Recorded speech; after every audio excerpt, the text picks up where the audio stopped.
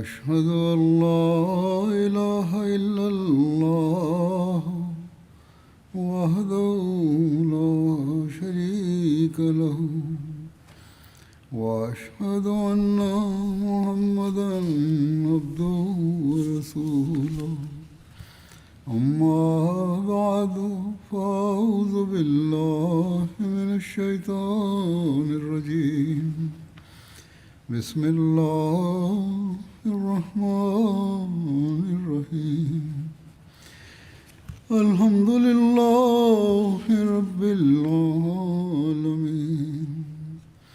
الرحمن الرحيم مالك يوم الدين إياك نعبد وإياك نستعين اهدنا الصراط المستقيم صراط الذين أنعمت عليهم غير المغضوب عليهم ولا الضالين.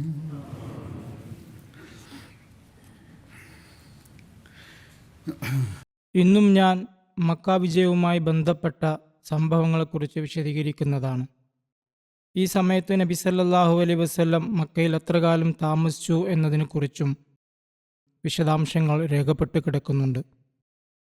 നബി സല്ലല്ലാഹു അലൈഹി വസല്ലം മക്കയിൽ വന്ന് മക്ക ജയിച്ചടക്കിയ ശേഷം ഏതാനും ദിവസങ്ങൾ അവിടെ താമസിച്ചു.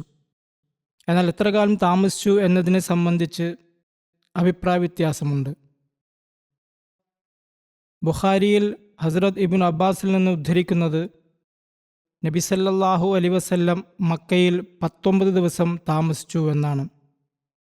അദ്ദേഹം 2 റക്അത്താണ് നമസ്കരിച്ചിരുന്നത്, അതായത് ഖസറാക്കി നമസ്കരിച്ചു. ചില നിവേദനങ്ങളിൽ 18, 17, 15 ദിവസങ്ങളും പരാമർശിച്ചിട്ടുണ്ട്. അല്ലാമ ഇബ്നു ഹജർ 19 ദിവസത്തെ നിവേദനത്തിനാണ് മുൻഗണന നൽകിയിട്ടുള്ളത്. കാരണം മിക്ക നിവേദനങ്ങളിലും 19 ദിവസമാണ് പരാമർശിച്ചിട്ടുള്ളത്. മറ്റ് നിവേദനങ്ങളെ ഇങ്ങനെ വ്യാഖ്യാനിക്കാം. 19 ദിവസത്തെ നിവേദനത്തിൽ മക്കയിൽ പ്രവേശിച്ച ദിവസവും പുറപ്പെട്ട ദിവസവും ഉൾപ്പെടുന്നു. 17 ദിവസമാണ് എന്ന് പറഞ്ഞവർ വന്നതും പോയതുമായ ദിവസങ്ങൾ ഉൾപ്പെടുത്തിയിട്ടില്ല. 18 ദിവസമെന്ന് നിവേദനം ചെയ്തവർ അവയിൽ ഒരു ദിവസം കണക്കിലെടുത്തു. 15 ദിവസത്തെ നിവേദനം പറഞ്ഞവർ 17 ദിവസത്തെ നിവേദനം കണക്കിലെടുത്ത് പ്രവേശ ദിവസവും പുറപ്പെട്ട ദിവസവും ഒഴിവാക്കി 15 ദിവസത്തെ പരാമർശിച്ചിരിക്കുന്നു. ചില പാശ്ചാത്യ പണ്ഡിതന്മാരും നബി സല്ലല്ലാഹു അലൈഹി വസല്ലമയുടെ മക്ക വിജയത്തെക്കുറിച്ച് തങ്ങളുടെ പുസ്തകങ്ങളിൽ രേഖപ്പെടുത്തിയിട്ടുണ്ട്. വില്യം മ്യൂർ ഒരു പ്രശസ്ത പാശ്ചാത്യ പണ്ഡിതനാണ്. അദ്ദേഹം സ്കോട്ട്ലാൻഡുകാരനായിരുന്നു. മക്ക വിജയത്തെക്കുറിച്ച് തൻ്റെ ദി ലൈഫ് ഓഫ് മുഹമ്മദ് എന്ന ഗ്രന്ഥത്തിൽ നബി സല്ലല്ലാഹു അലൈഹി വസല്ലമയുടെ ഉദാത്ത മാതൃകയെക്കുറിച്ച് എഴുതുമ്പോൾ അദ്ദേഹം പറയുന്നു, മുഹമ്മദ് സല്ലല്ലാഹു അലൈഹി വസല്ലം കഴിഞ്ഞ കാലത്തെ എല്ലാ തെറ്റുകളും ക്ഷമിച്ചതും, അതായത് ആളുകളുടെ എല്ലാ കൊള്ളരുതായ്മകളും മാപ്പാക്കുക എന്നത്, അവരുടെ ഭാഗത്തു നിന്നുള്ള ചെറുതും വലുതുമായ വിഷമങ്ങൾ മറന്നതും യഥാർത്ഥത്തിൽ അദ്ദേഹത്തിൻ്റെ സ്വന്തം നേട്ടത്തിന് വേണ്ടിയായിരുന്നു. എന്നാൽ ഇത് എഴുതിയതിനു ശേഷം സത്യം അംഗീകരിക്കാൻ അദ്ദേഹം നിർബന്ധിതനാകുന്നു. അദ്ദേഹം പറയുന്നു, എങ്കിലും ഇതിന് മഹത്തായ ഒരു ആർദ്ര ഹൃദയം ആവശ്യമാണ്. ഇതിൻ്റെ പ്രയോജനം അദ്ദേഹത്തിനു തന്നെയാണ് ലഭിച്ചത്. കാരണം അദ്ദേഹത്തിൻ്റെ ജന്മനാട്ടിലെ എല്ലാവരും അദ്ദേഹത്തോടൊപ്പം ചേരാൻ തുടങ്ങി. അദ്ദേഹത്തിൻ്റെ ലക്ഷ്യത്തെ പൂർണ്ണ സന്തോഷത്തോടും സവിശേഷമായ ഭക്തിയോടും കൂടി സ്വീകരിച്ചു. ഏതാനും ആഴ്ചകൾക്ക് ശേഷം അവരിൽ 2000 പേർ അദ്ദേഹത്തിന് സമീപം ആത്മാർത്ഥമായി അണിനിരക്കുന്നതാണ് നാം കാണുന്നത്. ഇതുപോലെ വില്യം മോൺഗോമറി എഴുതിയിരിക്കുന്നു. ഇദ്ദേഹവും സ്കോട്ടിഷ് പാശ്ചാത്യ പണ്ഡിതനായിരുന്നു. ഇസ്ലാമിനും നബി സല്ലല്ലാഹു അലൈഹി വസല്ലമയ്ക്കുമെതിരെ തൻ്റെ ഗ്രന്ഥങ്ങളിൽ വളരെ വിമർശിച്ചെഴുതിയ ആളായിരുന്നു അദ്ദേഹം. എന്നാൽ അദ്ദേഹത്തിൻ്റെ മുഹമ്മദ് അറ്റ് മദീന എന്ന ഗ്രന്ഥത്തിൽ ഇങ്ങനെ എഴുതിയിരിക്കുന്നു. അതിൻ്റെ തർജ്ജമ വായിക്കാം. മുമ്പും തർജ്ജമയാണ് ഞാൻ വായിച്ചിരുന്നത്. മക്കയിലെ പ്രമാണിമാരെ ഇസ്ലാം സ്വീകരിക്കാൻ നിർബന്ധിച്ചില്ല. ഇത് അദ്ദേഹം അംഗീകരിക്കുന്നുണ്ട്. ഈ പ്രമാണിമാരും മറ്റു പലരും അവിശ്വാസത്തിൽ തന്നെ തുടർന്നു.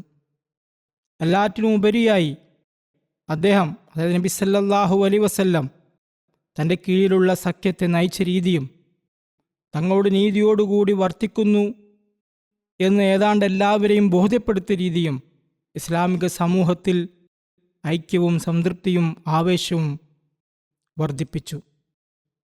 ഇത് മറ്റ് സ്ഥലങ്ങളിലെ അസ്വസ്ഥതകളിൽ നിന്ന് വ്യത്യസ്തമായിരുന്നു. ഇത് തീർച്ചയായും പലർക്കും വ്യക്തമായി മനസ്സിലായിട്ടുണ്ടാവും. ഇത് അവരെ മുഹമ്മദ് സല്ലല്ലാഹു അലൈഹി വസല്ലമിലേക്ക് ആകർഷിച്ചു. ഇതിലെല്ലാം ഒരു കാര്യം തീർച്ചയായും ആകർഷണീയമാണ്. മുഹമ്മദ് സല്ലല്ലാഹു അലൈഹി വസല്ലമയുടെ തൻ്റെ ലക്ഷ്യത്തിലും കാഴ്ചപ്പാടിലും ദീർഘവീക്ഷണത്തിൽ അധിഷ്ഠിതമായ യുക്തിജ്ഞാനത്തിലുമുള്ള വിശ്വാസമാണത്. അദ്ദേഹത്തിൻ്റെ സമൂഹം ചെറുതായിരുന്നപ്പോഴും തനിക്ക് ലഭ്യമായ സൗകര്യങ്ങളെല്ലാം ശത്രുക്കളിൽ നിന്ന് സ്വയം രക്ഷിക്കാൻ വിനിയോഗിക്കുമ്പോഴും അദ്ദേഹം ഒരു ഏകീകൃത അറബ് രാഷ്ട്രമെന്ന സങ്കല്പത്തിന് ജന്മം നൽകുകയായിരുന്നു. അത് ബാഹ്യമായി വികസിക്കുകയും മക്കയിലെ ആളുകൾക്ക് അവരുടെ പുരാതന വാണിജ്യ പങ്കിനേക്കാൾ മികച്ച പങ്കുണ്ടായിരിക്കുകയും ചെയ്യും. ഇപ്പോൾ മിക്കവാറും എല്ലാ ആളുകളും, ഏറ്റവും വലിയവർ പോലും അദ്ദേഹത്തിന് മുന്നിൽ കീഴടങ്ങിയിരിക്കുന്നു. കാര്യമായ ബുദ്ധിമുട്ടുകൾ ഉണ്ടായിട്ടും, പലപ്പോഴും പ്രതികൂല സാഹചര്യങ്ങളിൽ പോലും, എന്നാൽ മിക്കവാറും എല്ലായ്പ്പോഴും പൂർണ്ണ ആത്മവിശ്വാസത്തോടെ അദ്ദേഹം തൻ്റെ ലക്ഷ്യത്തിലേക്ക് മുന്നേറി. ഈ ചരിത്ര സംഭവങ്ങളുടെ യാഥാർത്ഥ്യത്തിൽ നമുക്ക് വിശ്വാസമില്ലായിരുന്നുവെങ്കിൽ ഒരു നിസ്സാരനായി കണക്കാക്കപ്പെടുന്ന മക്കയിലെ പ്രവാചകൻ തൻ്റെ നഗരത്തിലേക്ക് ഒരു വിജയിയായി തിരിച്ചു വരുമെന്ന് ആരും വിശ്വസിക്കില്ലായിരുന്നു. മറ്റൊരു പാശ്ചാത്യ പണ്ഡിതനാണ് ആർതർ ഗിൽമാൻ. ഇദ്ദേഹവും പ്രശസ്തനായ ഓറിയന്റലിസ്റ്റ് ആയിരുന്നു. അമേരിക്കക്കാരനായിരുന്നു അദ്ദേഹം. മക്ക വിജയത്തെക്കുറിച്ച് തൻ്റെ ദി സരസൻസ് എന്ന പുസ്തകത്തിൽ നബി കരീം സല്ലല്ലാഹു അലൈഹി വസല്ലമയുടെ പൊതുമാപ്പ്, ഉദാത്തമായ മാതൃക, സഹിഷ്ണുത എന്നിവയെ മാതൃകാപരമെന്ന് വിശേഷിപ്പിച്ചുകൊണ്ട് ഇങ്ങനെ എഴുതി: മുഹമ്മദ് സല്ലല്ലാഹു അലൈഹി വസല്ലം വിശ്വസ്തനായ ഒട്ടകപ്പുറത്ത് കയറി നഗരത്തിൽ പ്രവേശിച്ചപ്പോൾ അതേ ഒട്ടകമാണ് മറ്റു പല സന്ദർഭങ്ങളിലും അദ്ദേഹത്തെ വിശ്വസ്തയോടെ ഒരു സ്ഥലത്തു നിന്ന് മറ്റൊരിടത്തേക്ക് എത്തിച്ചത്. നന്ദിയുടെ വികാരത്താൽ അദ്ദേഹത്തിൻ്റെ ഹൃദയം നിറഞ്ഞിരുന്നു. കാരണം അദ്ദേഹം തെരുവുകൾ ഒഴിഞ്ഞുകിടക്കുന്നത് കണ്ടു. തന്നെ സമാധാനപരമായിട്ടായിരിക്കും സ്വാഗതം ചെയ്യുക എന്ന് മനസ്സിലാക്കി. മുൻകാലങ്ങളിൽ മക്ക നിവാസികൾ തന്നോട് ചെയ്ത അതിക്രമങ്ങൾക്ക് പ്രതികാരം ചെയ്യാൻ പ്രേരിതനായേക്കാമായിരുന്ന സന്ദർഭത്തിൽ തൻ്റെ സൈന്യത്തെ എല്ലാവിധ രക്തച്ചൊരിച്ചിലിൽ നിന്നും വിലക്കിയതും താഴ്മയും അള്ളാഹുവിനോടുള്ള നന്ദിയും കഴിവതും പ്രകടിപ്പിച്ചതും അതീവ പ്രശംസനീയമാണ്. ഇത് ശരിയാണ്. അദ്ദേഹം എഴുതുന്നു, നേരത്തെ സൂചിപ്പിച്ച ഖാലിദ് ഇബ്നു വലീദിൻ്റെ സംഭവമാണ്. ഖാലിദ് ഒരു സ്ഥലത്ത് ശക്തിയെ ശക്തി കൊണ്ട് നേരിട്ടു എന്നത് ശരിയാണ്. എന്നാൽ മുഹമ്മദ് സല്ലല്ലാഹു അലൈഹി വസല്ലം അതിനെ കഠിനമായി വെറുക്കുകയാണ് ചെയ്തത്. ഇവിടെ നബി സല്ലല്ലാഹു അലൈഹി വസല്ലം ആദ്യം ചെയ്തത് കാബയെ വിഗ്രഹങ്ങളിൽ നിന്ന് ശുദ്ധീകരിക്കുക എന്നതായിരുന്നു. അതിനുശേഷം തൻ്റെ മുഅസ്സിനോട് കാബയുടെ മുകളിൽ നിന്ന് നമസ്കാരത്തിനായി ബാങ്ക് വിളിക്കാൻ കൽപ്പിച്ചു. കൂടാതെ ഓരോരുത്തരും തങ്ങളുടെ കൈവശമുള്ള വിഗ്രഹങ്ങൾ തകർക്കാൻ വിളംബരം ചെയ്യിക്കുകയും ചെയ്തു. മുമ്പ് പല സന്ദർഭങ്ങളിലും അങ്ങേയറ്റം ക്രൂരമായി പെരുമാറിയ 10-12 പേർക്ക് ശിക്ഷ നൽകാൻ കൽപ്പിക്കുകയും അവരിൽ 4 പേരെ വധശിക്ഷയ്ക്ക് വിധിക്കുകയും ചെയ്തു. എന്നാൽ ഈ നിലപാട് രാജ്യം കീഴടക്കിയ മറ്റ് നേതാക്കളുടെ നിലപാടുകളുമായി താരതമ്യം ചെയ്യുമ്പോൾ വളരെയധികം മനുഷ്യത്വമുള്ളതാണെന്ന് വേണം പറയാൻ. 1099 ജെറുസലം കൈയടക്കിയപ്പോൾ 70,000 മുസ്ലിം പുരുഷന്മാരെയും സ്ത്രീകളെയും നിസ്സഹായരായ കുട്ടികളെയും കൊന്നൊടുക്കിയ കുരിശു യോദ്ധാക്കളുടെ ക്രൂരതകളുമായി താരതമ്യം ചെയ്യുമ്പോൾ, അല്ലെങ്കിൽ 1874 ആകുന്ന മറക്കാനാവാത്ത വർഷം കുരിശിൻ്റെ തണലിൽ പൊരുതിയ ബ്രിട്ടീഷ് സൈന്യം ആഫ്രിക്കയിലെ ഗോൾഡ് കോസ്റ്റിൻ്റെ തലസ്ഥാന നഗരി യുദ്ധസമയത്ത് ചുട്ടരിച്ചുകൊണ്ട് പ്രകടിപ്പിച്ച പരുഷ നിലപാടുകളുമായി താരതമ്യം ചെയ്യുമ്പോൾ, മുഹമ്മദ് സല്ലല്ലാഹു അലൈഹി വസല്ലമയുടെ വിജയം യഥാർത്ഥത്തിൽ മതത്തിൻ്റെ വിജയമായിരുന്നു, അല്ലാതെ രാഷ്ട്രീയത്തിൻ്റെതായിരുന്നില്ല. അദ്ദേഹം എല്ലാത്തരം വ്യക്തിഗത ആദരവുകളെയും നിരസിച്ചു. രാജകീയ മേധാവിത്വത്തിൻ്റെ എല്ലാ വഴികളും ഒഴിവാക്കി. മക്കയിലെ അഹങ്കാരികളായ എല്ലാ നേതാക്കളെയും അദ്ദേഹത്തിൻ്റെ മുന്നിൽ കൊണ്ടുവന്നപ്പോൾ, ഇന്ന് നിങ്ങൾ എൻ്റെ കൈകളിൽ നിന്ന് എന്ത് പ്രതീക്ഷിക്കുന്നു എന്ന് അദ്ദേഹം അവരോട് ചോദിച്ചു. അവർ പറഞ്ഞു, ഓ ഞങ്ങളുടെ ഉദാരനായ സഹോദര, കരുണ. നബി സല്ലല്ലാഹു അലൈഹി വസല്ലം പറഞ്ഞു, എങ്കിൽ അങ്ങനെയാവട്ടെ, നിങ്ങളെല്ലാവരും സ്വതന്ത്രരാണ്. പിന്നെ റൂത്ത് ക്രാസ്റ്റൺ എന്ന ഒരു പാശ്ചാത്യ പണ്ഡിതനുണ്ട്. അവരും അമേരിക്കക്കാരിയായിരുന്നു. മക്ക വിജയത്തെക്കുറിച്ച് തൻ്റെ വേൾഡ് ഫെയ്ത്ത് എന്ന ഗ്രന്ഥത്തിൽ, അവരൊരു സ്ത്രീയാണ്, ഇങ്ങനെ എഴുതുന്നു: ക്രിസ്താബ്ദം 630 തുടക്കത്തിൽ വെറും 10 വർഷം മുമ്പ് കല്ലെറിഞ്ഞ് നഗരത്തിൽ നിന്ന് പുറത്താക്കുകയും പരിഹാസത്തിന് ഇരയാക്കുകയും ചെയ്ത ആ വ്യക്തി ഇപ്പോൾ തൻ്റെ 10,000 പരിചയസമ്പന്നരായ സൈനികരുമായി മക്ക നഗരത്തിൽ പ്രവേശിച്ചു. മുഹമ്മദ് സല്ലല്ലാഹു അലൈഹി വസല്ലം ആരെയും കൊല്ലരുതെന്ന് ഉത്തരവിട്ടിരുന്നു. പൗരന്മാരോട് ദയയോടെ പെരുമാറണമെന്ന് പറഞ്ഞു. എന്നാൽ മക്കക്കാരുടെ എല്ലാ വാഗ്ദാനങ്ങളും ഉറപ്പുകളും ഉണ്ടായിരുന്നിട്ടും അദ്ദേഹത്തിൻ്റെ സൈനികർ ആക്രമിക്കപ്പെട്ടു. നബി സല്ലല്ലാഹു അലൈഹി വസല്ലമയ്ക്ക് തൻ്റെ കമാൻഡർ ഖാലിദിനെ, അന്ന് അദ്ദേഹത്തിൻ്റെ സൈന്യത്തിൻ്റെ മേധാവിയായിരുന്ന ഖാലിദിനെ കടുത്ത പ്രതികരണത്തിൽ നിന്ന് തടയാൻ ബുദ്ധിമുട്ടേണ്ടി വന്നു. എന്തായാലും ഈ കാര്യത്തിൽ അവർ അതിശയോക്തി കാണിച്ചിട്ടുണ്ട്. അവിടെ ഒരു ഉറപ്പും നൽകിയിരുന്നില്ല. മക്കക്കാരാണ് ആദ്യം ആക്രമിച്ചത്. ഏതായാലും പക്ഷപാതം എവിടെയെങ്കിലും പ്രകടമാകുമല്ലോ. പിന്നീട് അവർ എഴുതുന്നു, 2 മുസ്ലിങ്ങളും 28 മക്കക്കാരും കൊല്ലപ്പെട്ടു. അത്തരം ഒരു സമയത്തും സാഹചര്യത്തിലും മറ്റൊരു നേതാവായിരുന്നെങ്കിൽ എത്രയധികം കൊലപാതകങ്ങളും നാശവും ഉണ്ടാകുമായിരുന്നു എന്ന് സങ്കല്പിക്കുക. പിന്നീട് ഇവിടെയും അവർ സത്യം പറയാൻ നിർബന്ധിതയാകുന്നു. മുസ്ലിം സൈന്യം നഗരം പിടിച്ചടക്കിയപ്പോൾ മുഹമ്മദ് സല്ലല്ലാഹു അലൈഹി വസല്ലം തൻ്റെ വസ്ത്രം മാറ്റി വെളുത്ത ഇഹ്റാം ധരിക്കുകയുണ്ടായി.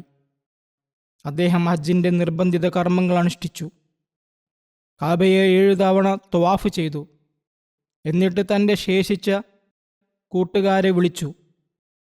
ആ മഹത്തായ ദിനത്തിലും തൻ്റെ ജീവിതത്തിലെ ഏറ്റവും പ്രധാനപ്പെട്ട അവസരത്തിലും തന്നോടൊപ്പം നിൽക്കുന്നതിനായി പലപ്പോഴും തങ്ങളുടെ ജീവൻ അപകടത്തിലാക്കി അദ്ദേഹത്തിൻ്റെ ലക്ഷ്യത്തിനു വേണ്ടി ത്യാഗങ്ങൾ ചെയ്ത ആ കൂട്ടുകാർ, കല്ലുകൊണ്ട് നിർമ്മിച്ച 360 വിഗ്രഹങ്ങൾ ഹുബൽ ഉൾപ്പെടെ ഓരോന്നോരോന്നായി കാബയിൽ നിന്ന് നീക്കം ചെയ്യുകയും തകർക്കുകയും ചെയ്തു.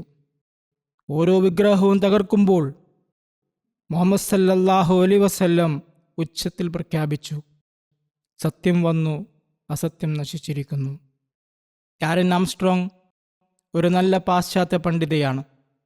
സാധാരണയായി വളരെ നീതിയോടെ എഴുതുന്ന ആളാണ്. 1944 ജനിച്ചു. ഇംഗ്ലണ്ടിലെ ഒരു പ്രശസ്ത പണ്ഡിതയും എഴുത്തുകാരിയുമാണ്. മതതാരതമ്യ പഠനത്തിൽ തൻ്റെ രചനകളിലൂടെ അവർ പ്രശസ്തി നേടിയിട്ടുണ്ട്. തൻ്റെ Muhammad a biography of prophet എന്ന ഗ്രന്ഥത്തിൽ മക്ക വിജയത്തെക്കുറിച്ച് അവർ എഴുതിയിരിക്കുന്നു. അദ്ദേഹത്തിന് നബി സല്ലല്ലാഹു അലൈഹി വസല്ലമയ്ക്ക് രക്തരൂഷിതമായ പ്രതികാരം ചെയ്യാനുള്ള യാതൊരു ആഗ്രഹവും ഉണ്ടായിരുന്നില്ല. ആരെയും ഇസ്ലാം സ്വീകരിക്കാൻ നിർബന്ധിച്ചതുമില്ല. ആരുടെയും മേൽ യാതൊരു സമ്മർദ്ദവും ചെലുത്തിയതായി തോന്നുന്നില്ല. മുഹമ്മദ് സല്ലല്ലാഹു അലൈഹി വസല്ലം ആളുകളെ നിർബന്ധിക്കാൻ ആഗ്രഹിച്ചിരുന്നില്ല. മറിച്ച് അവർക്കിടയിൽ മൈത്രിയും അനുരഞ്ജനവും സ്ഥാപിക്കാനാണ് ആഗ്രഹിച്ചത്. അദ്ദേഹം മക്കയിൽ വന്നത് ഖുറൈശികളെ അടിച്ചമർത്താനായിരുന്നില്ല, മറിച്ച് അവർക്ക് നിഷ്പ്രയോജനകരമെന്ന് തെളിഞ്ഞ മതത്തെ ഇല്ലാതാക്കാനായിരുന്നു. മക്ക വിജയത്തിലൂടെ മുഹമ്മദ് സല്ലല്ലാഹു അലൈഹി വസല്ലം തൻ്റെ പ്രവാചകത്വവാദത്തിൻ്റെ സത്യസന്ധത തെളിയിച്ചു. ഈ വിജയം യാതൊരു രക്തച്ചൊരിച്ചിലുമില്ലാതെയാണ് നേടിയത്. മുഹമ്മദ് സല്ലല്ലാഹു അലൈഹി വസല്ലമയുടെ സമാധാനപരമായ നയം വിജയിച്ചു. ഏതാനും വർഷങ്ങൾക്കുള്ളിൽ മക്കയിൽ വിഗ്രഹപൂജ ഇല്ലാതായി. ഇക്രിമയെയും സുഹൈലിനെയും പോലുള്ള കടുത്ത എതിരാളികൾ ആത്മാർത്ഥവും ആവേശഭരിതരുമായ മുസ്ലിങ്ങളായി മാറി. എന്തായാലും ഈ പാശ്ചാത്യ പണ്ഡിതന്മാരിൽ ചിലർ കടുത്ത എതിരാളികളായിരുന്നിട്ടും ഈ സത്യം തുറന്നു പറഞ്ഞു. അതിനവർ നിർബന്ധിതരായിരുന്നു. അവർക്ക് മറ്റു വഴികളുണ്ടായിരുന്നില്ല. മക്ക വിജയവുമായി ബന്ധപ്പെട്ട് ഇനിയും ചില സംഭവങ്ങളുണ്ട്. Abdullah bin Saad bin Abi സർഹിൻ്റെ തൗബയുടെ സംഭവമാണ് രേഖപ്പെടുത്തിയിരിക്കുന്നത്. അദ്ദേഹം മുമ്പ് ഇസ്ലാം സ്വീകരിച്ചിരുന്നു. വഹി എഴുതിയിരുന്ന ആളായിരുന്നു. പിന്നീട് മുർത്തദ്ദായി തിരിച്ചുപോയി. അദ്ദേഹത്തെ വധശിക്ഷയ്ക്ക് വിധിച്ചിരുന്നുവെന്നും പറയപ്പെടുന്നു. മക്ക കീഴടക്കപ്പെട്ടപ്പോൾ അദ്ദേഹം ഹസരത്ത് ഉസ്മാൻ ബിൻ അഫ്ഫാൻ്റെ അടുത്ത് ഒളിച്ചു. അദ്ദേഹം ഉസ്മാൻ്റെ മുലകുടി ബന്ധത്തിലുള്ള സഹോദരനായിരുന്നു. ഹസരത്ത് ഉസ്മാൻ അയാളെ നബി സല്ലല്ലാഹു അലൈഹി വസല്ലം അടുത്ത് കൊണ്ടുവന്ന് അപേക്ഷിച്ചു, യാ റസൂലുള്ളാഹ്, അബ്ദുല്ലായുടെ ബയ്യത്ത് സ്വീകരിച്ചാലോ? നബി സല്ലല്ലാഹു അലൈഹി വസല്ലം കുറേ നേരം മൗനം പാലിച്ചു. എന്നിട്ട് അദ്ദേഹത്തിൻ്റെ ബയ്യത്ത് സ്വീകരിച്ചു. അബ്ദുല്ല ബിൻ അബി സർഹ് തിരിച്ചുപോയപ്പോൾ രേഖപ്പെടുത്തുന്നവർ പറയുന്നു, നബി സല്ലല്ലാഹു അലൈഹി വസല്ലം സ്വഹാബികളോട് പറഞ്ഞു, നിങ്ങളിൽ ആരെങ്കിലും എഴുന്നേറ്റ് ഇദ്ദേഹത്തെ വേഗം വധിക്കുന്നതിനായിരുന്നു ഞാൻ കുറച്ചധികം നേരം മൗനം പാലിച്ചത്. സ്വഹാബികൾ ചോദിച്ചു, യാ റസൂലല്ലാഹ്, അങ്ങ് എന്തുകൊണ്ട് ഞങ്ങൾക്ക് സൂചന നൽകിയില്ല? അതിന് നബി സല്ലല്ലാഹു അലൈഹി വസല്ലം പറഞ്ഞു, ഒരു നബി കൊലയ്ക്ക് സൂചന നൽകുകയില്ല. ചില നിവേദനങ്ങളിൽ വാക്കുകൾ ഇപ്രകാരമാണ്: ഒരു നബിക്ക് കണ്ണുകൾ കൊണ്ട് വഞ്ചന കാണിക്കുന്നത് അനുവദനീയമല്ല. എന്തായാലും ഈ നിവേദനവും അതുപോലുള്ള മറ്റു നിവേദനങ്ങളും ചില ചരിത്ര ഗ്രന്ഥങ്ങളിൽ ഉള്ളതുകൊണ്ട് ഞാനിത് വിശദീകരിക്കുന്നു എന്നേയുള്ളൂ. എന്നാൽ ഇതെല്ലാം സംശയകരമാണ്. നബി സല്ലല്ലാഹു അലൈഹി വസല്ലമയുടെ മാതൃകയും അദ്ദേഹത്തിൻ്റെ സഹനവും ഇത് ചില കെട്ടിച്ചമച്ച നിവേദനങ്ങളാണെന്ന് തെളിയിക്കുന്നു. എന്തായാലും ഹദീസുകളുടെ ഒരു ഗ്രന്ഥമായ സുനൻ നസായിയിൽ ഈ നിവേദനം ഇങ്ങനെയാണ്: മക്ക വിജയവേളയിൽ അബ്ദുല്ല ബിൻ സാദ് ഹസ്രത്ത് ഉസ്മാൻ്റെ വീട്ടിൽ ഒളിച്ചു. പിന്നീട് പൊതുബയ്യത്ത് പ്രഖ്യാപിച്ചപ്പോൾ ഹസ്രത്ത് ഉസ്മാൻ അബ്ദുല്ലയെയും കൊണ്ടുവന്ന് അപേക്ഷിച്ചു, അബ്ദുല്ലയുടെ ബയ്യത്ത് സ്വീകരിച്ചാലോ? നബി സല്ലല്ലാഹു അലൈഹി വസല്ലം തൻ്റെ തല ഉയർത്തി അദ്ദേഹത്തെ നോക്കി 3 തവണ അങ്ങനെ ചെയ്തു. എന്നിട്ട് നിരസിച്ചു. 3 തവണ അങ്ങനെ ചെയ്ത ശേഷം അദ്ദേഹത്തിൻ്റെ ബയ്യത്ത് സ്വീകരിച്ചു. അതിനുശേഷം സ്വഹാബികളോട് തിരിഞ്ഞു നിന്ന് ചോദിച്ചു, ഞാൻ ബയ്യത്ത് വാങ്ങാതിരുന്നത് കണ്ടപ്പോൾ എഴുന്നേറ്റ് അയാളെ കൊല്ലാൻ നിങ്ങളിൽ ഒരു ബുദ്ധിമാനും ഉണ്ടായിരുന്നില്ലേ? സ്വഹാബികൾ ചോദിച്ചു, യാ റസൂലല്ലാഹ്, അങ്ങയുടെ മനസ്സിൽ എന്താണെന്ന് ഞങ്ങൾക്കെങ്ങനെ അറിയാം? അങ്ങ് എന്തുകൊണ്ടാണ് കണ്ണുകൾ കൊണ്ട് ഞങ്ങൾക്ക് സൂചന നൽകാതിരുന്നത്? നബി സല്ലല്ലാഹു അലൈഹി വസല്ലം പറഞ്ഞു, ഒരു നബിക്ക് തൻ്റെ കണ്ണുകൾ കൊണ്ട് വഞ്ചന കാണിക്കുന്നത് ഉചിതമല്ല. ഇത് നസായിലുള്ളതാണ്. എന്നാൽ ഇത് ശരിയാണെന്ന് വിശ്വസിക്കേണ്ട ആവശ്യമില്ല. ഈ നിവേദനം സുനൻ അബൂ ദാവൂദിലുമുണ്ട്. എന്നിരുന്നാലും സുനൻ അബൂ ദാവൂദിൽ ഇതിനു പുറമെ മറ്റൊരു നിവേദനവുമുണ്ട്. എന്നാൽ ആ നിവേദനത്തിൽ കൊല്ലുന്നതിനെക്കുറിച്ച് പരാമർശമില്ല.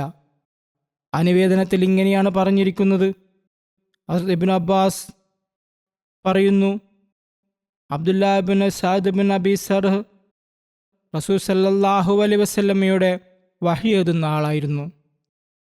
പിശാച് അയാളെ വഴിതെറ്റിച്ചു. അയാൾ കാഫിറുകളുമായി ചേർന്നു.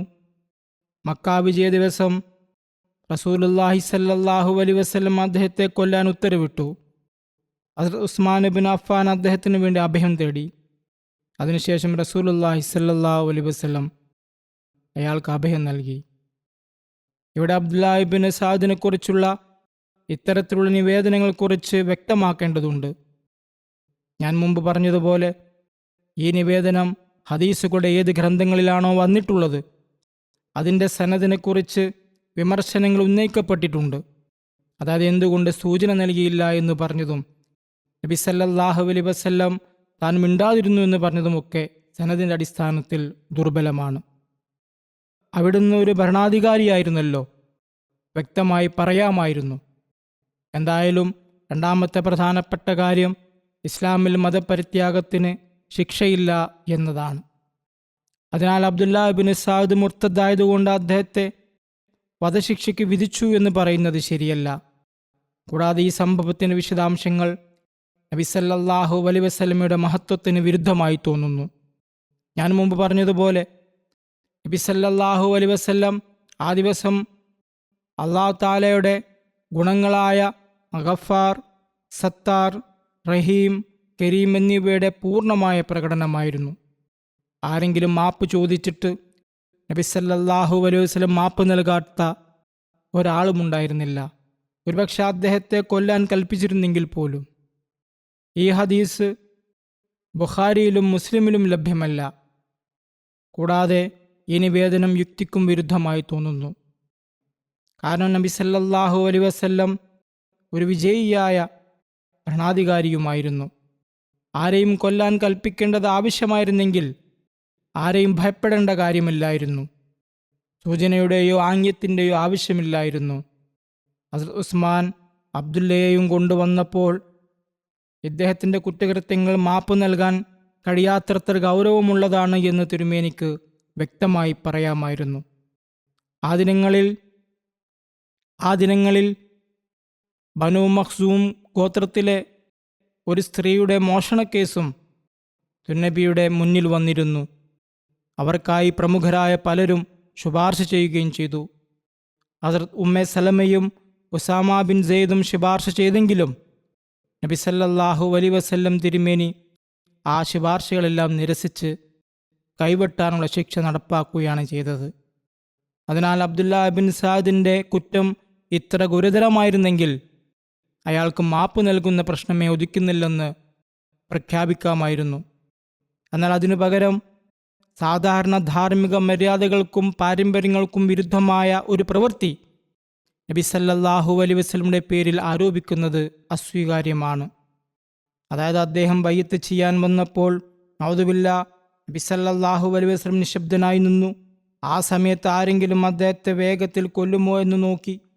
സഹാബികൾ അങ്ങനെ ചെയ്യാതിരുന്നപ്പോൾ എന്തുകൊണ്ട് നിങ്ങൾ കൊന്നില്ല എന്ന് അവിടുന്ന് അവരോട് ചോദിച്ചു. സഹാബികൾ അങ്ങേക്ക് കണ്ണുകൊണ്ട് സൂചന നൽകാമായിരുന്നില്ലേ എന്ന് ചോദിച്ചപ്പോൾ ഒരു നബിയുടെ കണ്ണ് വഞ്ചന കാണിക്കുകയില്ല എന്ന് പറഞ്ഞു. അതിനാൽ കണ്ണുകൾ കൊണ്ട് സൂചന നൽകിയില്ലത്രേ. നൗദുബില്ലാ മനസ്സിൽ ആരെങ്കിലും അയാളെ കൊന്നിരുന്നെങ്കിൽ എന്ന ആഗ്രഹമുണ്ടായിരുന്നു എന്നൊക്കെ സ്ഥാപിക്കാൻ ശ്രമിക്കുകയാണ് ചെയ്യുന്നത്. നബി സല്ലല്ലാഹു അലൈഹി വസല്ലമയുടെ മനസ്സിൽ ആഗ്രഹമുണ്ടായിരുന്നു, എന്നാൽ സൂചന നൽകിയില്ലത്രേ. ഈ നിവേദനത്തിൻ്റെ ഘടന തന്നെ ഈ സംഭവത്തെ നിരാകരിക്കുന്നു. നബി സല്ലല്ലാഹു അലൈഹി വസല്ലമയുടെ മഹത്വം വളരെ ഉയർന്നതും ഉന്നതവുമാണ്. അത്തരമൊരു കാര്യം അദ്ദേഹത്തിൻ്റെ പേരിൽ ആരോപിക്കപ്പെടുന്നത് ഉചിതമല്ല. നബി സല്ലല്ലാഹു അലൈഹി വസല്ലം നിയമങ്ങൾ നടപ്പാക്കുന്നതിൽ പാറ പോലെ ഉറച്ച വ്യക്തിത്വമായിരുന്നു. ആരെയും ഗൗനിച്ചിരുന്നില്ല. എന്നാൽ ക്ഷമയുടെയും കാരുണ്യത്തിൻ്റെയും സമയത്ത് പട്ടുപോലെ മൃദുലവുമായിരുന്നു. അദ്ദേഹത്തിന് യാതൊരു വിഷമമോ അസ്വാസ്ഥ്യമോ ഉണ്ടായിരുന്നില്ല. അതിനാൽ അബ്ദുല്ലാ ഇബ്നു സഅദിൻ്റെ ബയ്യത്തുമായി ബന്ധപ്പെട്ട ഈ നിവേദനങ്ങൾ സംശയാസ്പദമാണ്. ചില ചരിത്രകാരന്മാരും ജീവചരിത്രകാരന്മാരും ഇവ അംഗീകരിക്കാൻ വിസമ്മതിച്ചിട്ടുണ്ട്. ഹദ്റത്ത് മുസ്ലിം മൗഊദ് റളിയല്ലാഹു അൻഹു സൂറത്തുൽ മുഅ്മിനീനിലെ 15-ാം വചനത്തിൻ്റെ വ്യാഖ്യാനം വിശദീകരിക്കുമ്പോൾ ഈ സംഭവത്തെക്കുറിച്ച് ഇപ്രകാരം പറയുന്നു. ഈ വചനവുമായി ബന്ധപ്പെട്ട് ഒരു ചരിത്രപരമായ സംഭവം കൂടിയുണ്ട്. ഇത് ഇവിടെ വിശദീകരിക്കുന്നത് അത്യാവശ്യമാണെന്ന് തോന്നുന്നു. അദ്ദേഹം എഴുതുന്നു, റസൂലുള്ളാഹി സ്വല്ലല്ലാഹു അലൈഹി വസല്ലമയ്ക്ക് അബ്ദുല്ലാ ഇബ്നു അബീ സർഹ് എന്നു പേരുള്ള ഒരു വഹി എഴുത്തുകാരനുണ്ടായിരുന്നു. വഹി ഇറങ്ങുമ്പോൾ നബി തിരുമേനി സല്ലല്ലാഹു അലൈഹി വസല്ലം എഴുത്തുകാരനെ വിളിച്ച് എഴുതിക്കാറുണ്ടായിരുന്നു. ഒരു ദിവസം അദ്ദേഹം ഈ വചനങ്ങൾ അദ്ദേഹത്തെ കൊണ്ട് എഴുതിക്കുകയായിരുന്നു. തുമ്മ അൻശഅനാ ഖൽഖൻ ആഖറ എന്ന വചനത്തിലെത്തിയപ്പോൾ അദ്ദേഹത്തിൻ്റെ വായിൽ നിന്ന് അപ്രതീക്ഷിതമായി ഫതബാറക്കല്ലാഹു അഹ്സനുൽ ഖാലിഖീൻ എന്നു പുറപ്പെട്ടു. റസൂലുള്ളാഹി സ്വല്ലല്ലാഹു അലൈഹി വസല്ലം പറഞ്ഞു, ഇത് വഹിയാണ്, ഇത് എഴുതിക്കൊള്ളുക. മുൻ വചനങ്ങളുടെ ഫലമായി സ്വാഭാവികമായി രൂപം കൊള്ളാവുന്ന വചനമാണ് ഇത് എന്ന് ആ ഹതഭാഗ്യൻ ചിന്തിച്ചില്ല. തൻ്റെ വായിൽ നിന്ന് പുറപ്പെട്ട വചനത്തെ റസൂലുള്ളാഹി സ്വല്ലല്ലാഹു അലൈഹി വസല്ലം വഹിയായി പ്രഖ്യാപിച്ചതുപോലെ നൗദുബില്ലാ അദ്ദേഹം ഖുർആൻ മുഴുവൻ സ്വയം ഉണ്ടാക്കുകയാണെന്ന് അയാൾ കരുതി. അങ്ങനെ അയാൾ മതം ഉപേക്ഷിച്ച് മക്കയിലേക്ക് പോയി. മക്ക വിജയ സമയത്ത് റസൂലുള്ളാഹി സ്വല്ലല്ലാഹു അലൈഹി വസല്ലം കൊല്ലാൻ കൽപ്പിച്ചവരിൽ ഒരാൾ അബ്ദുല്ലാഹ് ബിൻ അബി സർഹ ആയിരുന്നു. എന്നാൽ ഹസരത്ത് ഉസ്മാൻ റളിയല്ലാഹു അൻഹു അദ്ദേഹത്തിന് അഭയം നൽകി. അദ്ദേഹം ഉസ്മാന്റെ വീട്ടിൽ 3 ദിവസം ഒളിച്ചു. ഒരു ദിവസം റസൂലുള്ളാഹി സ്വല്ലല്ലാഹു അലൈഹി വസല്ലം മക്കയിലെ ജനങ്ങളിൽ നിന്ന് ബയ്യത്ത് എടുക്കുന്ന സമയത്ത് ഹസരത്ത് ഉസ്മാൻ റളിയല്ലാഹു അൻഹു അബ്ദുല്ലാഹ് ബിൻ അബി സർഹിനെയും കൊണ്ട് അദ്ദേഹത്തിൻ്റെ അടുക്കൽ ചെന്ന് ബയ്യത്ത് സ്വീകരിക്കാൻ അപേക്ഷിച്ചു. റസൂലുള്ളാഹി സ്വല്ലല്ലാഹു അലൈഹി വസല്ലം ആദ്യം കുറച്ചു നേരം ആലോചിച്ചു. എന്നിട്ട് അദ്ദേഹത്തിൻ്റെ ബയ്യത്ത് സ്വീകരിച്ചു. അങ്ങനെ അദ്ദേഹം വീണ്ടും ഇസ്ലാം സ്വീകരിച്ചു. അബ്ദുല്ലാഹ് ബിൻ അബി സർഹിനെ കുറിച്ച് വന്നിട്ടുള്ളത്, അദ്ദേഹം പിന്നീട് ഇസ്ലാമിന് ശ്രദ്ധേയമായ സേവനങ്ങൾ നൽകിയ സ്വഹാബികളിൽ ഒരാളായി കണക്കാക്കപ്പെട്ടിരുന്നു എന്നാണ്. ഈജിപ്തിൻ്റെ ഗവർണറായും സേവനമനുഷ്ഠിച്ചു. ആഫ്രിക്കയിലെ ഒരു പ്രദേശം കീഴടക്കിയ ആളുമായിരുന്നു. ഹസ്രത്ത് ഉസ്മാന്റെ രക്തസാക്ഷിത്വത്തിന് ശേഷം അദ്ദേഹം കുഴപ്പങ്ങളിൽ നിന്ന് അകന്നു നിന്നു. അദ്ദേഹത്തിൻ്റെ മുലുകുടി ബന്ധത്തിലെ സഹോദരനായിരുന്നു. തൻ്റെ അവസാന പ്രവൃത്തി നമസ്കാരമായിരിക്കണമെന്ന് അദ്ദേഹം പ്രാർത്ഥിച്ചു എന്നും പറയപ്പെടുന്നു. അങ്ങനെ ഒരു ദിവസം സുബഹ് നമസ്കാരത്തിനായി നിന്നപ്പോൾ നമസ്കാരം പൂർത്തിയാക്കി വലതുവശത്തേക്ക് സലാം ചൊല്ലിയതിനു ശേഷം ഇടതുവശത്തേക്ക് സലാം ചൊല്ലാൻ തുടങ്ങിയപ്പോൾ അദ്ദേഹം വഫാത്തായി. 36-37 ഹിജ്റയിലാണ് അദ്ദേഹം മരണപ്പെട്ടത്. ഇനി ഇക്രിമ ബിൻ അബൂ ജഹലിൻ്റെ ഇസ്ലാം ആശ്ലേഷണത്തെക്കുറിച്ചാണ് പരാമർശം. മക്ക വിജയവേളയിൽ നബി കരീം സല്ലല്ലാഹു അലൈഹി വസല്ലം കൊല്ലാൻ കൽപ്പിച്ചവരിൽ ഒരാളായിരുന്നു ഇക്രിമ ബിൻ അബി ജഹൽ. ഇക്രിമയും അയാളുടെ പിതാവും നബി കരീം സല്ലല്ലാഹു അലൈഹി വസല്ലമയെ ഉപദ്രവിക്കുകയും മുസ്ലിങ്ങളോട് വളരെ കഠിനമായി പെരുമാറുകയും ചെയ്തിരുന്നു. തന്നെ കൊല്ലാൻ റസൂലുള്ളാഹി സല്ലല്ലാഹു അലൈഹി വസല്ലം കൽപ്പിച്ചിട്ടുണ്ടെന്ന് അറിഞ്ഞപ്പോൾ അയാൾ യമനിലേക്ക് ഓടിപ്പോയി. ഇസ്ലാമിനോടുള്ള ശത്രുതയിൽ തൻ്റെ പിതാവ് അബൂജഹലിനെയും അദ്ദേഹം പിന്നിലാക്കിയിരുന്നു. ഒരുപക്ഷെ അദ്ദേഹത്തെ കൊല്ലാൻ കൽപ്പിച്ചിട്ടുണ്ടാകാം. എന്നിരുന്നാലും ഇസ്ലാമിനെ എതിർക്കുന്നതിൽ എല്ലായ്പ്പോഴും മുൻപന്തിയിലായിരുന്ന ഇസ്ലാമിനും നബി സല്ലല്ലാഹു അലൈഹി വസല്ലമിനുമെതിരെ ദിനംപ്രതി ഗൂഢാലോചനകൾ നടത്തിയിരുന്ന മക്കയിലെ നേതാക്കന്മാരും പ്രമാണിമാരും മക്ക വിജയത്തിന് ശേഷം തങ്ങളുടെ പ്രവൃത്തികൾ കാരണം ഒരു തരത്തിലും മാപ്പ് ലഭ്യമല്ലെന്നും തങ്ങൾ എന്തായാലും കൊല്ലപ്പെടുമെന്നും സ്വയം ചിന്തിച്ചിരിക്കാം. അങ്ങനെ അവർ സ്വയം അവിടുന്ന് ഓടിപ്പോയി.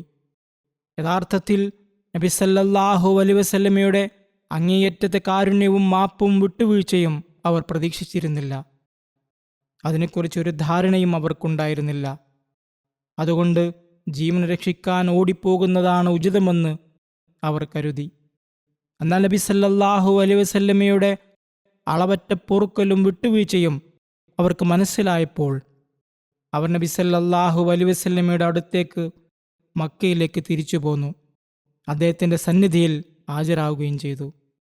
എന്തായാലും മക്ക വിജയവേളയിലും ഇസ്ലാമിക സൈന്യത്തിനെതിരെ ശക്തമായ ചെറുത്തുനിൽപ്പ് നടത്തിയ പ്രധാന എതിരാളികളിൽ ഒരാളായിരുന്നു Ikrima. Suhail bin Amr, Safwan bin Umayya എന്നിവരുൾപ്പെടെ മക്കയിലെ ധീരരായ യുവാക്കൾ ഉൾപ്പെട്ട ഒരു സംഘത്തെ അയാൾ കൂടെ കൂട്ടി. ഞങ്ങൾ മുസ്ലിങ്ങളെ മക്കയിൽ പ്രവേശിക്കാൻ അനുവദിക്കില്ല എന്ന് പറഞ്ഞുകൊണ്ട് വാളുകൾ ഊരി. ഹസ്രത്ത് ഖാലിദ് ബിൻ വലീദിൻ്റെ സംഘത്തെ അവർ ശക്തമായി നേരിട്ടു. എന്നാൽ തങ്ങളുടെ 20-ലധികം യുവാക്കൾ കൊല്ലപ്പെട്ടതിന് ശേഷം അവരെല്ലാം അവിടുന്ന് ഓടിപ്പോയി. സുഹൈൽ, സഫ്വാൻ, ഇക്രിമ എന്നിവർ 3 പേരും മക്കയിൽ നിന്ന് തന്നെ ഓടിപ്പോയി. ചരിത്രപരമായ നിവേദനമനുസരിച്ച് ഇക്രിമ കടൽ മാർഗം യമനിലേക്ക് പോകാൻ തീരുമാനിച്ചു. അദ്ദേഹത്തിൻ്റെ ഭാര്യ Umm Hakim bint Harith bin Hisham ഒരു ഖുറൈശി നേതാവിൻ്റെ മകളായിരുന്നു. ഹിന്ദ് ബിൻത്ത് ഉത്ബയോടും മക്കയിലെ മറ്റു പ്രമുഖ സ്ത്രീകളോടുമൊപ്പം മക്ക വിജയവേളയിൽ അവർ ബയ്യത്ത് ചെയ്തിരുന്നു. തൻ്റെ ഭർത്താവ് ഇക്രിമ കൊല്ലപ്പെടുമെന്ന ഭയത്താൽ യമനിലേക്ക് പലായനം ചെയ്തെന്നറിഞ്ഞപ്പോൾ അവർ നബി സല്ലല്ലാഹു അലൈഹി വസല്ലമയുടെ സന്നിധിയിൽ ചെന്ന് പറഞ്ഞു, ഇക്രിമയ്ക്ക് അങ്ങ് അദ്ദേഹത്തെ കൊല്ലിക്കുമോ എന്ന് ഭയമുണ്ട്, അങ്ങ് അദ്ദേഹത്തിന് അഭയം നൽകിയാലും. അപ്പോൾ നബി സല്ലല്ലാഹു അലൈഹി വസല്ലം പറഞ്ഞു, അദ്ദേഹം അഭയത്തിലാണ്. അങ്ങനെ അവർ തൻ്റെ അടിമയെയും കൂട്ടി ജിദ്ദയിലേക്ക് പുറപ്പെട്ടു. കടൽ തീരത്ത് വെച്ച് ഇക്രിമയെ കണ്ടുമുട്ടി. അപ്പോൾ അദ്ദേഹം ഒരു വഞ്ചിയിൽ കയറാൻ ഒരുങ്ങുകയായിരുന്നു. ഒരഭിപ്രായമനുസരിച്ച് അദ്ദേഹം വഞ്ചിയിൽ കയറിക്കഴിഞ്ഞപ്പോഴാണ് അവർ ഇക്രിമയെ കണ്ടത്. അവർ ഇങ്ങനെ പറഞ്ഞുകൊണ്ട് ഇക്രിമയെ തടഞ്ഞു. ഓ എൻ്റെ പിതൃ സഹോദരൻ്റെ മകനെ, ആളുകളിൽ ഏറ്റവും കൂടുതൽ ബന്ധങ്ങൾ സ്ഥാപിക്കുന്നവനും, ഓ എൻ്റെ പിതൃ സഹോദരൻ്റെ മകനെ, ആളുകളിൽ ഏറ്റവും കൂടുതൽ ബന്ധങ്ങൾ സ്ഥാപിക്കുന്നവനും, ആളുകളെ ഏറ്റവും കൂടുതൽ സൽഗുണമുള്ളവനും, ആളുകളെ ഏറ്റവും കൂടുതൽ നന്മ ആഗ്രഹിക്കുന്നവനുമായ ഒരു വ്യക്തിയുടെ അടുത്ത് നിന്നാണ് ഞാൻ നിന്റെ അടുത്ത് വന്നിരിക്കുന്നത്. അതുകൊണ്ട് നിന്റെ ജീവനെ അപകടത്തിലാക്കരുത്, കാരണം ഞാൻ നിനക്ക് അഭയം തേടിയിട്ടുണ്ട്.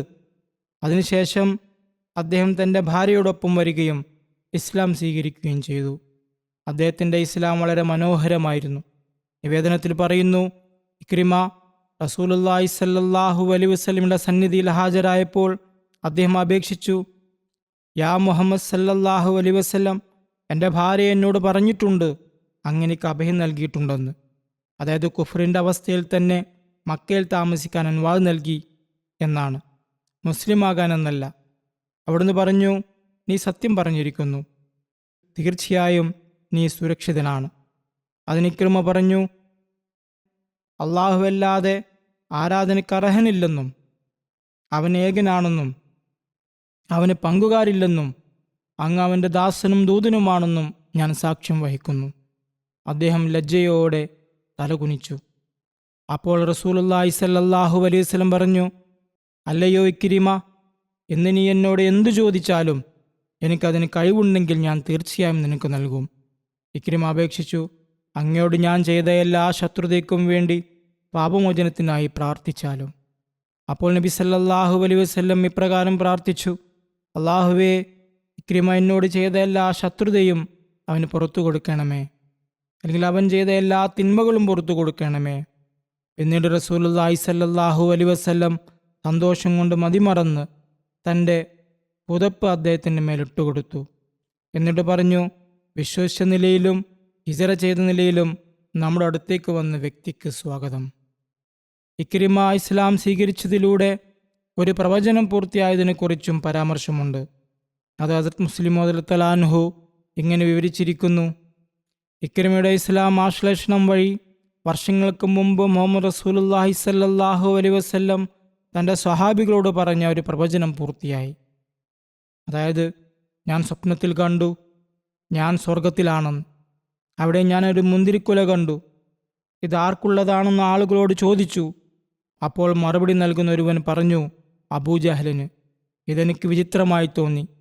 ഞാൻ പറഞ്ഞു, സ്വർഗത്തിൽ മുഅ്മിനല്ലാതെ മറ്റാരും പ്രവേശിക്കുകയില്ലല്ലോ, പിന്നെ എങ്ങനെയാണ് അബൂജഹലിനെ സ്വർഗത്തിൽ മുന്തിരി ഒരുക്കിയത്? ഇക്രിമ ഇസ്ലാം സ്വീകരിച്ചപ്പോൾ അവിടുന്ന് പറഞ്ഞു, ആ കുല ഇക്രിമയുടേതായിരുന്നു. സ്വപ്നങ്ങളിൽ പലപ്പോഴും സംഭവിക്കാറുള്ളതുപോലെ അള്ളാഹു മകൻ്റെ സ്ഥാനത്ത് പിതാവിൻ്റെ പേര് വെളിപ്പെടുത്തിയതാണ്. ഹബ്ബാർ ബിൻ അസ്വദിൻ്റെ പലായനത്തെക്കുറിച്ചും പിന്നീട് ഇസ്ലാം ആശ്ലേഷണത്തെക്കുറിച്ചും രേഖപ്പെടുത്തിയിട്ടുണ്ട്. ജാഹിലിയ കാലത്ത് അദ്ദേഹം വാക്ചാതുര്യമുള്ളവനും നബി സല്ലല്ലാഹു അലൈഹി വസല്ലമയ്ക്കെതിരെ ആളുകളെ ഒന്നിപ്പിച്ചിരുന്നവനുമായിരുന്നു. കൂടാതെ വളരെ മോശം സ്വഭാവമുള്ള വ്യക്തിയുമായിരുന്നു. നബി സല്ലല്ലാഹു അലൈഹി വസല്ലമയുടെ മകൾ ഹസ്രത്ത് സൈനബ് മദീനയിലേക്ക് ഹിജറ പോയപ്പോൾ അവർ ഗർഭിണിയായിരുന്നു. ഹബ്ബാർ ബിൻ അസ്വദ് ഒട്ടകത്തെ വേഗതയിൽ ഓടിച്ചു. അതിനാൽ അവർ ഒട്ടകപ്പുറത്തു നിന്ന് താഴെ വീണു. ഇതിൻ്റെ ഫലമായി അവരുടെ ഗർഭം അലസിപ്പോയി. ഈ കാരണം കൊണ്ട് അവർ അവസാന കാലം വരെ രോഗിയായി കഴിഞ്ഞു. നബി സല്ലല്ലാഹു അലൈഹി വസല്ലം ഇദ്ദേഹത്തെ കൊല്ലാൻ കൽപ്പിച്ചിരുന്നു. എവിടെ കണ്ടാലും അദ്ദേഹത്തെ കൊല്ലണമെന്ന്. മക്ക വിജയ സമയത്ത് ഈ ഭയം കാരണം അദ്ദേഹം മക്കയിൽ നിന്ന് ഓടിപ്പോവുകയും കാടുകളിൽ ഒളിച്ചു നടക്കുകയും ചെയ്തു. മക്കാ വിജയത്തിന് ശേഷം നബി സല്ലല്ലാഹു അലൈഹി വസല്ലം മദീനയിലേക്ക് തിരിച്ചെത്തിയപ്പോൾ അദ്ദേഹം നബി സല്ലല്ലാഹു അലൈഹി വസല്ലമയുടെ സന്നിധിയിൽ ഹാജരായി. അദ്ദേഹം ഹുസൂർ സല്ലല്ലാഹു അലൈഹി വസല്ലമയുടെ സന്നിധിയിൽ ഹാജരായപ്പോൾ സഹാബികൾ അദ്ദേഹത്തെ കണ്ടു. ഹുസൂർ സല്ലല്ലാഹു അലൈഹി വസല്ലമയോട് പറഞ്ഞു, ഹബ്ബാർ വരുന്നുണ്ട്. നബി സല്ലല്ലാഹു അലൈഹി വസല്ലം പറഞ്ഞു, അതെ, ഞാൻ കണ്ടു. അദ്ദേഹത്തോടൊന്നും പറയരുത്. ഹബ്ബാർ അടുത്തു വന്ന് പറഞ്ഞു, യാ റസൂലല്ലാഹ്, അങ്ങേക്ക് സമാധാനം. അള്ളാഹു അല്ലാതെ ആരാധനയ്ക്ക് അർഹനില്ലെന്നും അങ്ങ് അള്ളാഹുവിൻ്റെ ദൂതനാണെന്നും ഞാൻ സാക്ഷ്യം വഹിക്കുന്നു. ഞാൻ അങ്ങയിൽ നിന്ന് ഓടിയ എല്ലാ പ്രദേശങ്ങളിലും ചുറ്റി സഞ്ചരിച്ചു. അനറബികളുമായി പോലും കൂടിക്കഴിയാൻ ഞാൻ ആഗ്രഹിച്ചു. പിന്നീട് ഞാൻ അങ്ങയുടെ ഔദാര്യവും കാരുണ്യവും നന്മയും അതിക്രമികളോട് കാണിക്കുന്ന വിട്ടുവീഴ്ചയും ഓർത്തു. യാ റസൂലല്ലാഹ്, ഞങ്ങൾ മുശ്രിക്കുകളായിരുന്നു. അള്ളാഹു അങ്ങയിലൂടെ ഞങ്ങൾക്ക് മാർഗദർശനം നൽകി നാശത്തിൽ നിന്ന് രക്ഷിച്ചു. എൻ്റെ അതിക്രമങ്ങളും എന്നിൽ നിന്നും അങ്ങയ്ക്കു ലഭിച്ച എല്ലാ പ്രയാസങ്ങളും എനിക്ക് പുറത്തു തരണമേ. എൻ്റെ ദുഷ്പെരുമാറ്റങ്ങളും പാപങ്ങളും ഞാൻ ഏറ്റുപറയുന്നു. നിവേദകൻ പറയുന്നു, ഞാൻ അപ്പോൾ റസൂൽ കരീം സല്ലല്ലാഹു അലൈഹി വസല്ലമയെ നോക്കി നിന്നു. ഹബ്ബാറിൻ്റെ ക്ഷമാപണത്തിൽ ലജ്ജ കാരണം അവിടുന്ന് തലകുനിച്ചിരുന്നു. അവിടുന്ന് പറഞ്ഞു, ഞാൻ നിനക്ക് മാപ്പ് നൽകിയിരിക്കുന്നു. ഇസ്ലാം മുമ്പുള്ള പാപങ്ങളെ മാപ്പ് നൽകുന്നു. ഹദരത്ത് മുസ്ലിം റളിയല്ലാഹു അൻഹു ഈ സംഭവത്തെക്കുറിച്ച് ഇങ്ങനെ എഴുതിയിട്ടുണ്ട്: ഏതൊരു കൂട്ടരെ കുറിച്ചാണോ കൊല്ലപ്പെടണമെന്ന കൽപ്പന നൽകപ്പെട്ടിരുന്നത്, അവരിൽ ഒരാൾ റസൂലുള്ളാഹി സ്വല്ലല്ലാഹു അലൈഹി വസല്ലമയുടെ മകൾ ഹസ്രത്ത് സൈനബിൻ്റെ മരണത്തിന് കാരണമായ വ്യക്തിയായിരുന്നു. ഈ വ്യക്തിയുടെ പേര് ഹബ്ബാർ എന്നായിരുന്നു. അയാൾ ഹസ്രത്ത് സൈനബിൻ്റെ ഒട്ടകത്തിൻ്റെ ചരട് മുറിച്ചു മാറ്റിയിരുന്നു. ഹസ്രത്ത് സൈനബ് ഒട്ടകപ്പുറത്തുനിന്ന് താഴെ വീണു. അതിൻ്റെ ഫലമായി അവരുടെ ഗർഭം അലസിപ്പോയി. കുറച്ചു കാലത്തിന് ശേഷം അവർ മരണപ്പെട്ടു. മറ്റു കുറ്റകൃത്യങ്ങൾക്ക് പുറമെ ഈ കുറ്റകൃത്യവും അയാളെ മരണശിക്ഷയ്ക്ക് അർഹനാക്കി. ഈ വ്യക്തിയും റസൂലുള്ളാഹി സ്വല്ലല്ലാഹു അലൈഹി വസല്ലമയുടെ സന്നിധിയിൽ ഹാജരായി പറഞ്ഞു, അള്ളാഹുവിൻ്റെ പ്രവാചകരെ, ഞാൻ അങ്ങയിൽ നിന്ന് ഓടി ഇറാനിലേക്ക് പോയിരുന്നു. പിന്നീട് ഞാൻ ചിന്തിച്ചു, അള്ളാഹു തആല തൻ്റെ പ്രവാചകനിലൂടെ നമ്മുടെ ഷിർക്കിൻ്റെ ചിന്തകളെ നീക്കം ചെയ്യുകയും ആത്മീയ നാശത്തിൽ നിന്ന് നമ്മെ രക്ഷിക്കുകയും ചെയ്തിരിക്കുന്നു. അന്യരുടെ അടുത്ത് പോകുന്നതിന് പകരം ഞാൻ അങ്ങയുടെ അടുത്ത് ചെന്ന് എൻ്റെ പാപങ്ങൾ ഏറ്റുപറഞ്ഞ് എന്തുകൊണ്ട് മാപ്പ് ചോദിച്ചുകൂടാ? റസൂലുള്ളാഹി സ്വല്ലല്ലാഹു അലൈഹി വസല്ലം പറഞ്ഞു, ഹബ്ബാർ, അള്ളാഹു നിൻ്റെ ഹൃദയത്തിൽ ഇസ്ലാമിൻ്റെ സ്നേഹം ഉണ്ടാക്കിയ സ്ഥിതിക്ക് ഞാൻ നിൻ്റെ പാപങ്ങൾ എന്തിനു മാപ്പാക്കാതിരിക്കണം? പോയിക്കൊള്ളുക, ഞാൻ നിനക്ക് മാപ്പ് നൽകിയിരിക്കുന്നു. ഇസ്ലാം നിൻ്റെ എല്ലാ മുൻകാല തെറ്റുകളും മായ്ച്ചു കളഞ്ഞിരിക്കുന്നു. അയാൾക്ക് മാപ്പ് നൽകിയെങ്കിലും എന്നാൽ അബ്ദുല്ലായെക്കുറിച്ച് മാപ്പ് നൽകിയില്ലെന്നാണ് പറയപ്പെടുന്നത്. നബി സല്ലല്ലാഹു അലൈഹി വസല്ലം എന്തുകൊണ്ട് സൂചന നൽകിയില്ല എന്ന് ചോദിച്ചത്രേ. അതിൻ്റെ ആവശ്യമില്ലായിരുന്നു. എന്തായാലും Ka'b bin Zuhair bin Abi Sulma എന്ന ഒരു വ്യക്തിയുണ്ടായിരുന്നു. 7-ാം ഹിജറയിൽ കഅബും അദ്ദേഹത്തിൻ്റെ സഹോദരൻ ബുജൈറും ഇബറക്ക് എന്ന സ്ഥലത്തെത്തി. അത് ബസറയിൽ നിന്ന് മദീനയിലേക്കുള്ള വഴിയിൽ ബനു അസദിൻ്റെ ഒരു കിണറായിരുന്നു. ബുജൈർ അവിടെ നിന്ന് മദീനയിലേക്ക് പോയി ഇസ്ലാം സ്വീകരിച്ചു. അതിൽ കഅബ് വളരെ ദേഷ്യപ്പെട്ടു. പരിഹാസ കവിതകൾ എഴുതി. സാധാരണ നിവേദനങ്ങളിൽ നിന്ന് നബി സല്ലല്ലാഹു അലൈഹി വസല്ലം ഈ പരിഹാസ കവിതകൾ കാരണം കഅബിനെ കൊല്ലാൻ കൽപ്പിച്ചു എന്ന് മനസ്സിലാകുന്നുണ്ടെങ്കിലും ചില തെളിവുകളിൽ നിന്ന് മനസ്സിലാകുന്നത് യഥാർത്ഥത്തിൽ അത്രമാത്രമായിരുന്നില്ല. മറിച്ച് കഅബും ബുജൈറും നബി സല്ലല്ലാഹു അലൈഹി വസല്ലമയെ ഉപദ്രവിക്കാനോ കൊല്ലാനോ ഗൂഢാലോചന നടത്തിയിരുന്നു എന്നാണ്. ഈ ഉദ്ദേശത്തോടെ കഅബ് മദീനയിൽ നിന്ന് ദൂരെ തങ്ങി സഹോദരനെ മദീനയിലേക്ക് അയച്ചു. എന്നാൽ ബുജൈർ ഇസ്ലാം സ്വീകരിച്ചു. കഅബിന് സഹോദരൻ ഇസ്ലാം സ്വീകരിച്ച വാർത്ത അറിഞ്ഞപ്പോൾ അയാൾ വളരെ ദേഷ്യപ്പെട്ടു. അതിനുശേഷം നബി സല്ലല്ലാഹു അലൈഹി വസല്ലം ത്വായിഫിൽ നിന്ന് മടങ്ങുമ്പോൾ ബുജൈർ തൻ്റെ സഹോദരൻ കഅബ് ബിൻ സുഹൈറിന് കത്തെഴുതി അദ്ദേഹവും പശ്ചാത്തപിച്ച് നബി കരീം സല്ലല്ലാഹു അലൈഹി വസല്ലമയുടെ സന്നിധിയിൽ ഹാജരായി തൻ്റെ തെറ്റിന് മാപ്പ് ചോദിക്കണമെന്ന്. കാരണം പശ്ചാത്തപിച്ച് അങ്ങയുടെ അടുത്ത് വരുന്ന ഏതൊരാൾക്കും നബി സല്ലല്ലാഹു അലൈഹി വസല്ലം മാപ്പ് നൽകാറുണ്ടായിരുന്നു.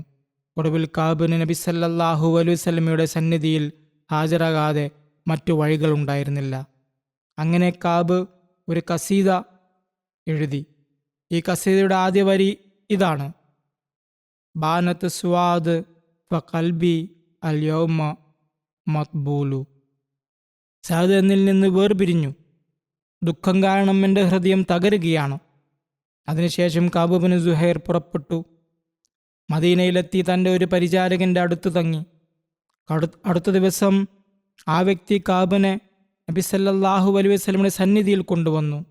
നബി സല്ലല്ലാഹു അലൈഹി വസല്ലം സുബൈ നമസ്കാരം കഴിഞ്ഞു വന്നപ്പോൾ ആ വ്യക്തി നബി സല്ലല്ലാഹു അലൈഹി വസല്ലമയ്ക്ക് ചൂണ്ടി കഅബിനോട് പറഞ്ഞു, ഇദ്ദേഹമാണ് റസൂലുള്ളാഹി സല്ലല്ലാഹു അലൈഹി വസല്ലം.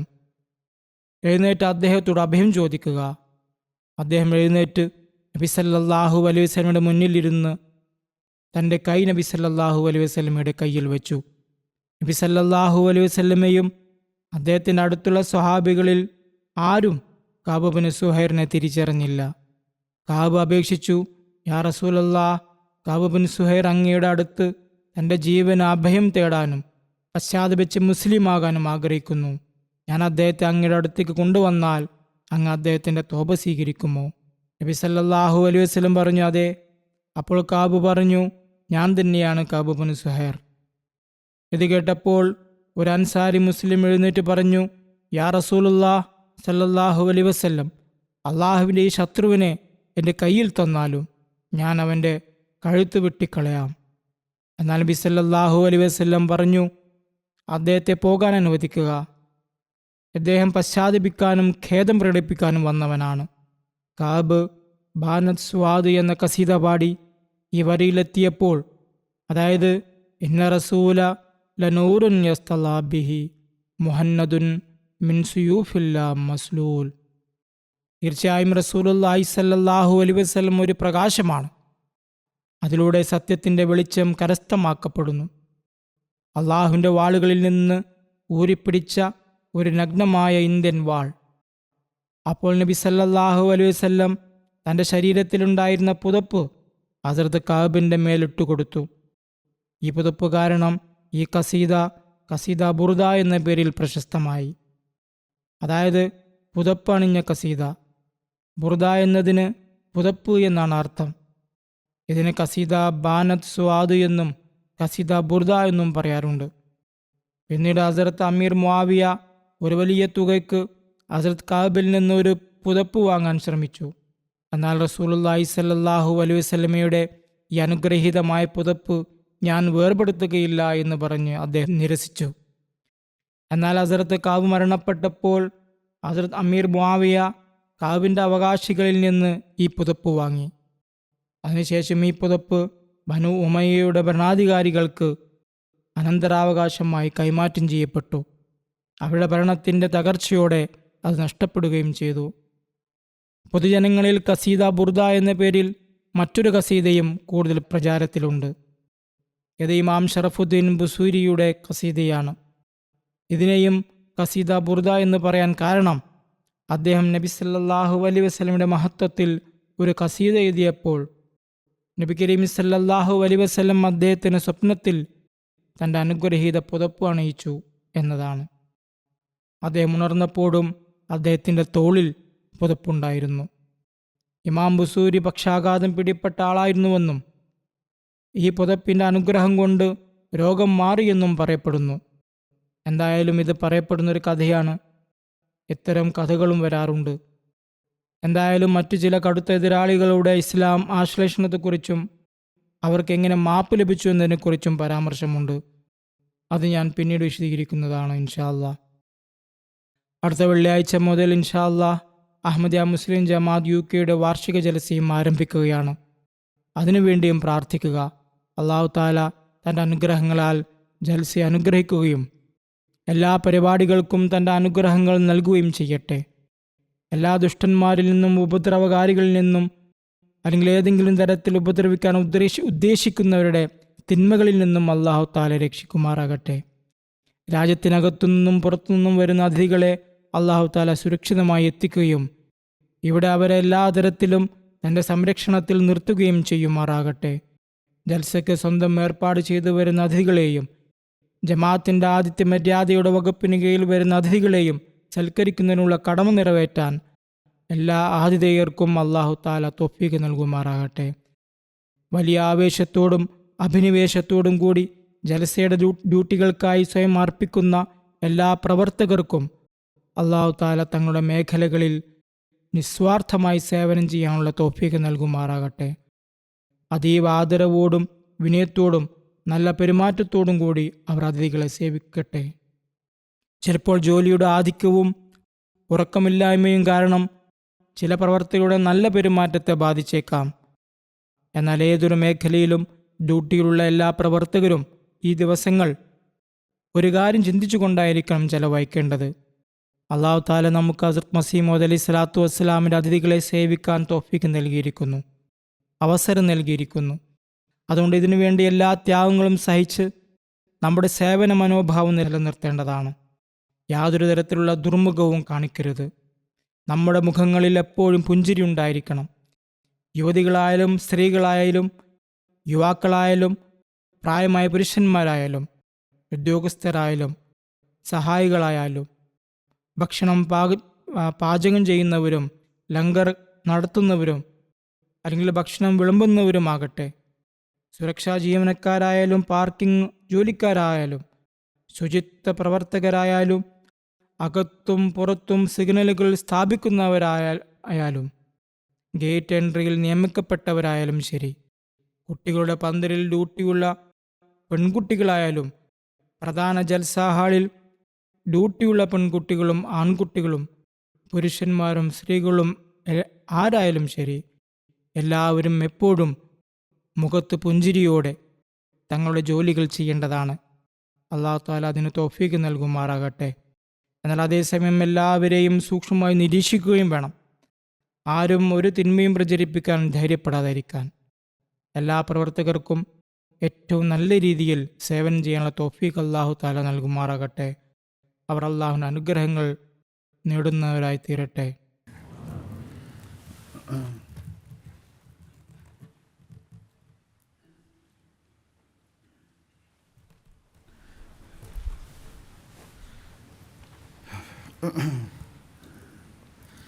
അൽഹംദുലില്ലാഹ് നഹ്മദുഹു വനസ്തഈനുഹു വനസ്തഗ്ഫിറുഹു വനുഅ്മിനു ബിഹി വനതവക്കലു അലൈഹി വനഊദു ബില്ലാഹി മിൻ ശുറൂരി അൻഫുസിനാ വമിൻ സയ്യിആതി അഅ്മാലിനാ മൻ യഹ്ദിഹില്ലാഹു ഫലാ മുദില്ല ലഹു ومن يضلل فلا هادي له ونشهد أن لا إله إلا الله ونشهد أن محمدا عبده ورسوله عباد الله رحمكم الله إن الله يأمر بالعدل والإحسان وإيتاء ذي القربى وينهى عن الفحشاء والمنكر والبغي يعظكم لعلكم تذكرون اذكروا الله يذكركم وادعوه يستجب لكم ولذكر الله أكبر.